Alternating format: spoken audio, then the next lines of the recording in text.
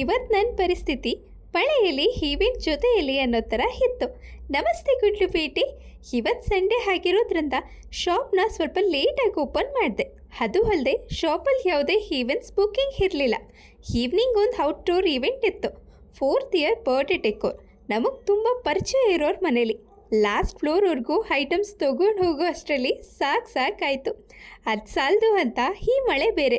ಇವಾಗ ತಾನೇ ಬಿಸಿಲು ಬಂತು ಅನ್ನೋ ಅಷ್ಟರಲ್ಲಿ ಮಳೆ ಬಂದಿರುತ್ತೆ. ಹೋಗಲಿ ಬಿಡಿ. ಗೋಲ್ಡ್ ಆ್ಯಂಡ್ ವೈಟ್ ಕಲರ್ ಕಾಂಬಿನೇಷನಲ್ಲಿ ಡೆಕೋರ್ ಮಾಡಿದೆ. ಔಟ್ಕಮ್ ಈ ಥರ ಕಾಣಿಸ್ತಿತ್ತು. ಹೇಗೆ ಬಂದಿದೆ ಅಂತ ಕಮೆಂಟ್ ಮಾಡಿ. ಅಲ್ಲಿಂದ ಶಾಪಿಗೆ ಬಂದೆ. ನಮ್ಮ ಮಹೇಶ್ ಕಿಚ್ಚ ಅನ್ನೋರ ಬರ್ಡೇ ನಿನ್ನೆ ಇತ್ತು. ಇವತ್ತು ಸೆಲೆಬ್ರೇಟ್ ಮಾಡಿದ್ವಿ.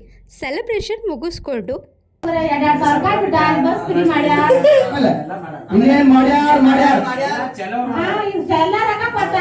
ಈ ಥರ ಒಂದಷ್ಟು ತರಲೆ ರೀಲ್ಸ್ ಮಾಡ್ತಾ ಇದ್ರು.